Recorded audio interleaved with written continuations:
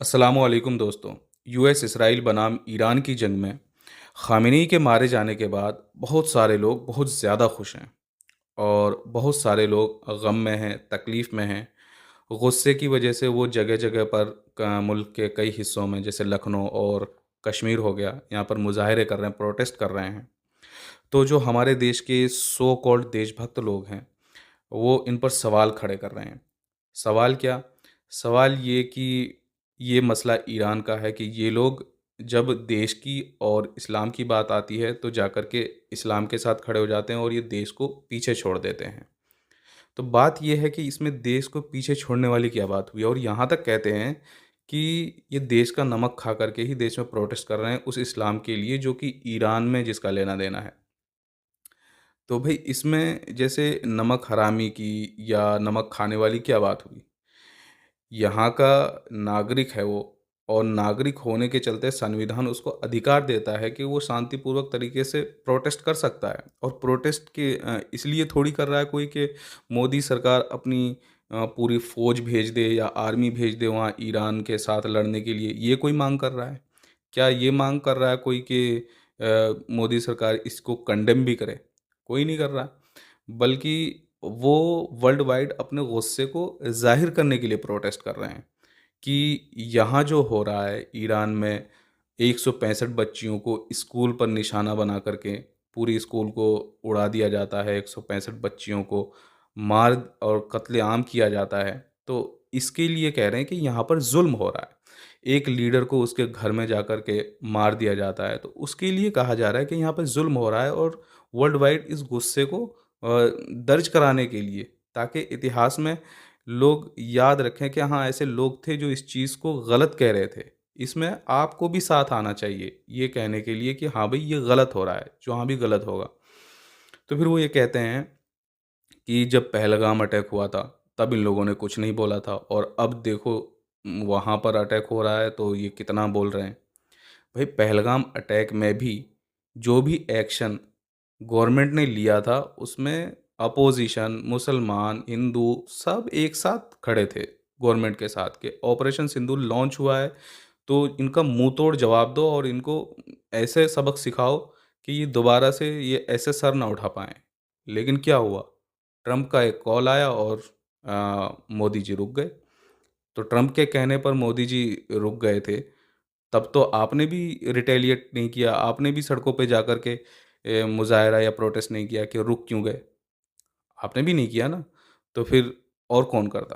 तो जब आप गवर्नमेंट ही आगे नहीं बढ़ी इसमें या गवर्नमेंट ही पूरी तरह से जवाब नहीं दे पाई, तो अब इसमें जनता ही क्या करेगी? दूसरी बात ये है कि जो उसकी सबसे बड़ी और फ़ेमस विक्टिम है पहलगाम अटैक की, वही रियलिटी शोज़ में जाकर के अपने पति के मौत को और शहादत को कैश कर रही है और वो तो बिग बॉस में भी जाने वाली थी। वो तो बैकलैश इतना आया ऑडियंस का कि शायद वो नहीं गई या गई भी होगी, मुझे इसका आइडिया नहीं है, लेकिन ये न्यूज़ ज़रूर आई थी कि वो बिग बॉस में जाने वाली है।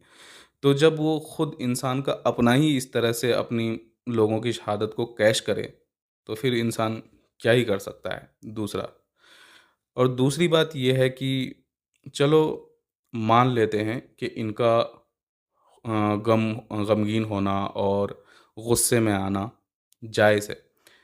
कैसे जायज़ है? वो इसलिए कि इस्लाम में एक सूत्र है, इन्नमल मुमिनूना इख़्वा, कि तमाम दुनिया के मुसलमान आपस में भाई-भाई हैं। तो एक भाई को जब तकलीफ़ होती है या एक भाई को कोई अगर कुछ कहता है तो दूसरे भाई को गुस्सा आता है।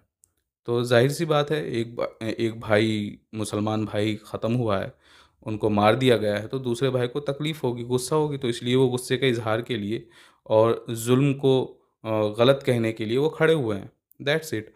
और दूसरी बात ये है कि पूरी दुनिया के मुसलमान जो हैं वो एक जिस्म की तरह हैं। जिस तरह से जिस्म के किसी एक हिस्से को अगर चोट लगती है, मान लीजिए आपकी अगर उँगली में चोट लगी है, तो ऐसा नहीं है कि सिर्फ़ उँगली को ही तकलीफ़ होगी, बल्कि आपके पूरा जिस्म को बेचैनी होगी और आप सही से सो नहीं पाओगे, आपकी आँखों को तकलीफ़ होगी, आपके दिमाग में वो दर्द महसूस होगा, आपको बुखार आएगा, पूरा शरीर उसमें इन्वॉल्व हो जाएगा। तो इसी तरह मुसलमान पूरी दुनिया में जो हैं वो एक जिस्म की तरह हैं। एक मुसलमान को तकलीफ़ होती है तो दूसरे मुसलमान को भी बेचैनी होनी चाहिए, तकलीफ़ होनी चाहिए। और बेचैनी और तकलीफ़ और गुस्से के इज़हार के लिए वो प्रोटेस्ट कर रहे हैं शांतिपूर्वक और संविधान के दायरे में रह कर के कर रहे हैं, तो इसमें गलत क्या है? इसमें कुछ गलत नहीं। इनका प्रोटेस्ट करना, गम में आना और इनके तकलीफ़ में आना समझ में आता है। लेकिन एक बात ये समझ में नहीं आती कि तुम लोग इसराइल के लिए उनके झंडे को लेकर के रैलियाँ क्यों निकाल रहे हो?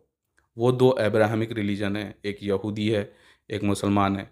उन दोनों की लड़ाई में अगर यहूदी मुसलमान को मार रहा है तो तुम्हारा क्या नुकसान है? या मुसलमान यहूदी के मार रहा है तो तुम्हारा क्या फ़ायदा है दोनों में? कुछ नफ़ा नुकसान नहीं होना चाहिए। वो तो मीलों दूर हैं तुमसे, उनका धर्म तुम्हारे धर्म से मीलों दूर है। वो बल्कि कुछ पुश्तें आगे चल कर के उनके दादा और आबा-ओ-अजदाद सेम हैं। इब्राहीम अलैहिस्सलाम से यही सारी औलादें हैं सबकी, अरब की, फ़लस्तीन की, यहूदी की, ये सारी औलादें इब्राहीम अलैहिस्सलाम की औलाद हैं। वो आपस में लड़ रहे हैं तो तुम्हें फ़ायदा और नफ़ा नुकसान तो इसमें कुछ है ही नहीं। फिर तुम क्यों उसकी पूजा तक करने लग गए हो? नेतन्याहू की पूजा, तिलक, फ़ोटो सब कर रहे। वो फिर क्यों कर रहे हो? तुम्हारा क्या नफ़ा नुकसान है? इनका तो चलो समझ में आता है, मुसलमान भाई-भाई हैं, एक जिस्म की तरह हैं, ये इस्लाम का सूत्र है इसलिए उनको तकलीफ़ होती है। लेकिन तुम्हें क्या नफ़ा नुकसान है कि रैलियाँ और झंडे लेकर के उनके फिर रहे हो और नेतन्याहू की पूजा कर रहे हो? सिर्फ़ इसलिए ना कि मुसलमान को वो तकलीफ़ पहुँचा रहा है।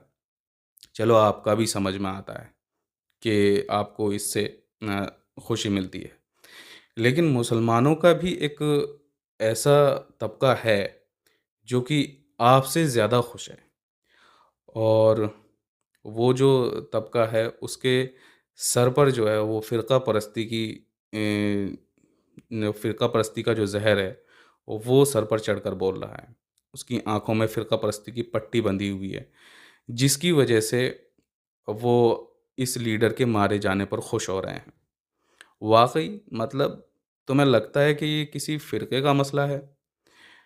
वो ज़ालिम लोग हैं, वो हैवान लोग हैं, जिन्होंने एप्स्टीन आइलैंड में बच्चियों की अतड़ियाँ निकाल कर के उसके अंदर का मल जो है वो खाया है। तो ये हरकत किसी हैवान की भी नहीं है बल्कि हैवान से आगे अगर कोई लेवल है, तो उस दर्जे के लोग हैं। ऐसे लोगों के खिलाफ़ एक लीडर खड़ा था, जिसका नाम ख़ामेनी था। वो उन ज़ालिमों के खिलाफ़ लड़ रहा था और लड़ते-लड़ते वही एक लीडर था जो लड़ रहा था।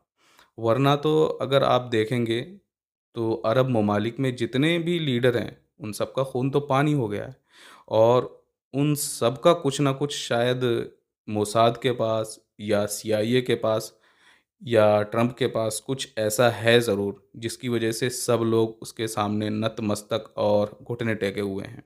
बस यही एक बंदा है जो आँखों में आँख मिला कर के जवाब देता था और शायद ये आगे इनकी हेरिटेज और विरासत चल पाए या ना चल पाए, लेकिन ये अकेला एक बंदा था जो इनकी आँखों में आँखें मिला कर के बात करता था। इनके सामने घुटने नहीं टेकना चाहता था। इन ज़ालिमों को इंसान बनाना चाहता था और इन ज़ुल्म के ख़िलाफ़ वो खड़ा होता था।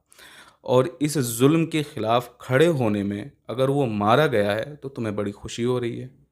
मतलब यार अपनी समझदारी को ज़रा-सा आगे उठाओ और अगर समझ में अब भी नहीं आ रहा है, तो वो अपने बच्चे का 11 नंबर का जूता उठाओ, अपने मुँह पे 11 बार मारो और 11 बार एप्स्टीन आइलैंड की तरफ देखो।